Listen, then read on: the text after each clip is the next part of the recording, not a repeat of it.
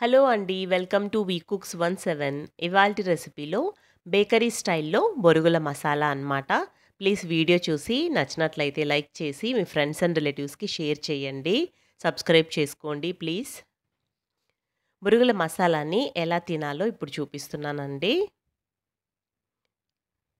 ఒక బౌల్‌లో వేసేసుకుంటాం కదా! మసాలా పెట్టిన తర్వాత ఈ బొరుగుల్ని పైనుంచి కొంచెం ఉల్లిపాయ ముక్కల్ని స్ప్రింకిల్ చేసుకొని తింటే చాలా చాలా టేస్టీగా ఉంటాయండి.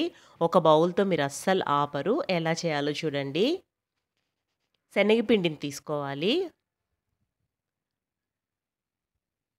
నీట్‌గా జల్లించి పెట్టేసుకోవాలండి శనగపిండిని. అందులో కొద్దిగా ఇంగువ వేసుకోవాలి. కొంచెం పసుపు, కొద్దిగానే కారం వేసుకోండి. ఎక్కువ కారం వేస్తే కలర్ అనేది చేంజ్ అయిపోతుంది. వామ్ అనేది మీ రంధ్రాలను బట్టి అండి. మరీ సన్నగా ఉన్న రంధ్రాలైతే మీరు వాముని క్రష్ చేసి వేసుకోకుండా పొడి చేసి వేసుకోండి. లేదంటే బ్లాక్ అయిపోతుంది. సరిపడా ఉప్పు కూడా వేసేసుకొని ఒకసారి బాగా కలిపేసుకోండి. బాగా కలుపుకున్న తర్వాత కొద్దిగా నీళ్ళను వేసుకుంటూ మనం పిండి ముద్దలాగా చేసేసుకోవాలి. మరి గట్టిగా కలుపుకోకూడదండి వీటిని.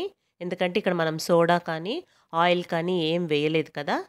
కాబట్టి మరీ గట్టిగా కలుపుకున్నారనుకోండి గట్టిగా వచ్చేస్తాయి. కన్సిస్టెన్సీ ఈ విధంగా ఉంటే సరిపోతుందండి.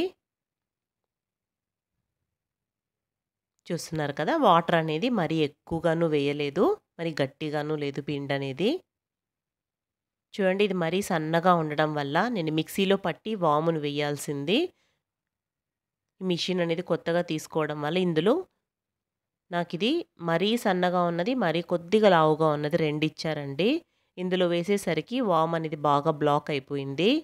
అస్సలు పిండనేది కిందికి దిగలేదు.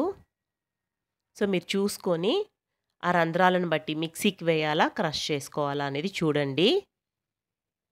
మిషన్‌ని బట్టి ఆ రంధ్రాలనేది మారుతూ ఉంటాయి. సో, పెట్టేసుకున్న తర్వాత ఒకసారి ఇలా చెక్ చేసేసుకోండి. చెక్ చేసుకున్న తర్వాత వేడి వేడి ఆయిల్‌లో వేసేస్తే మనకు కారప్పూస రెడీ అయిపోతుందండి. సన్నగా ఉన్న కారప్పూసే చాలా బావుంటుందండి. ఈ బొరుగుల్లో వేయడానికి.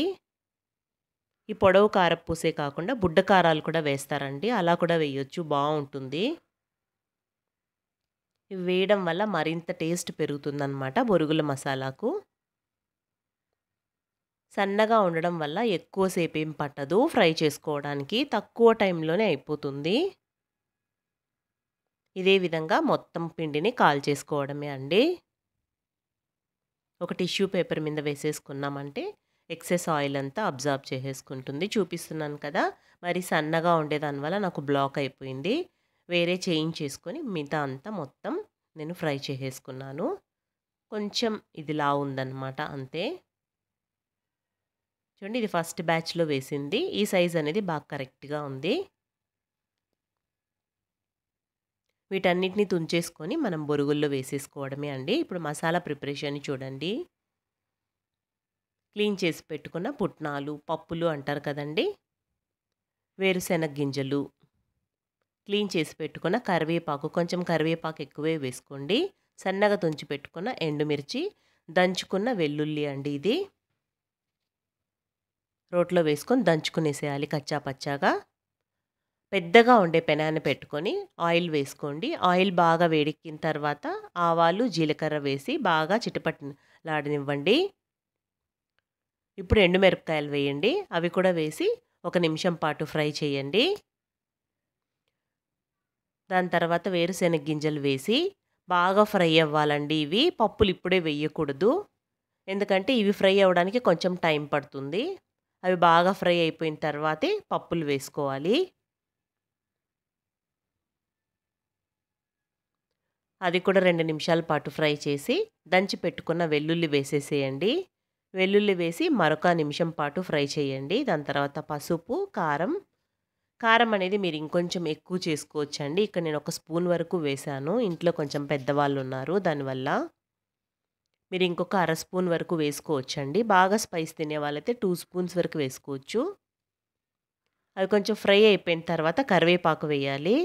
కరివేపాకులో ఆ తెమ్మంతా పోయేంత వరకు మనం మీడియం ఫ్లేమ్‌లో పెట్టుకొని ఫ్రై చేసుకోవాలండి. బాగా కరకరలాడేలాగా కరివేపాకు అయిపోయిన తర్వాత ఇంగువ వేసేసి ఫ్లేమ్ ఆఫ్ చేసేసుకోవాలి. మాడిపోతుంది లేకపోతే. ఆ వేడికే మూకుడు వేడికే బాగా ఫ్రై అయిపోతాయండి. ఇప్పుడు క్లీన్ చేసి పెట్టుకున్న బొరుగులు లేదా మరమరాలు అంటారు కదా! వాటిని కూడా వేసేసుకోవాలి. నేనిక్కడ పెద్దగా ఉండే పెనాన్ని తీసుకున్నాను కాబట్టి ఇందులోనే వేసేసుకున్నానండి. ఇన్ కేస్ మీ దగ్గర ఇటువంటి మందంగా ఉండేది కానీ, లేదా పెద్దగా ఉండేది కానీ లేనట్లయితే మీరు ఏదైనా ఒక బేషన్‌లో వేసేసుకొని బొరుగుల్ని మసాలా వేయించుకొని అందులో అయినా కలిపేసుకోవచ్చండి. కానీ ఈ విధంగా చేసినట్లయితే ఏంటంటే, ఆ వేడికి ఆ బొరుగులనేటివి ఇంకా బాగా క్రంచీగా తయారవుతాయన్నమాట. బాగా కరకర అనొస్తాయి. ఎక్కువ రోజులు స్టోర్ ఉంటాయి. కాబట్టి నేను ఎప్పుడు ఇలానే చేస్తాను. ఆ పెనానికి సరిపోయేంత బొరుగులు వేసి ఆ మసాలాను పెడతాననమాట. నా దగ్గర ఉన్నది చాలా పెద్ద పెనుమది.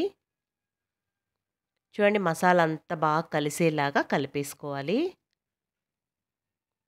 ఈ విధంగా మనం చేసి పెట్టేసుకున్నామనుకోండి, సడెన్‌గా మనకి ఇంటికి ఎవరైనా గెస్ట్‌లొచ్చినా, లేదా ఈవినింగ్‌లో మనకు ఏదైనా ఒక చాట్ లాంటిది కానీ, ఏదైనా తినాలి అనిపించినా మనకు 15-20 రోజుల వరకు స్టోర్ ఉంటుంది కాబట్టి ఈ అవైలబుల్‌లో ఉంటుందండి. మనకి ఈ బొరుగుల మసాలా అనేది. సో, ముందుగా మనం ఫ్రై చేసి పెట్టుకున్న కారాలను కూడా వేసేసి మిక్స్ చేసేసుకుంటే మన బొరుగులు రెడీ అండి. మీకు ఈజీగా 20 డేస్ స్టోర్ ఉంటాయి. టేస్టీగా కూడా ఉంటాయి. తప్పకుండా ఒకసారి ట్రై చేసి మీ ఫీడ్‌బ్యాక్‌ని కామెంట్ రూపంలో తెలియజేయండి. అస్సలు కమెంట్స్ చేయడం లేదండి. నచ్చితే ఒక కమెంట్ చేయండి, లైక్ చేయండి. బాగా చల్లారిపోయిన తర్వాత ఎయిర్ టైట్ బాక్స్‌లో పెట్టేసుకున్నారనుకోండి, మీకు బాగా స్టోర్ ఉంటాయి. థాంక్స్ ఫర్ వాచింగ్ అండి.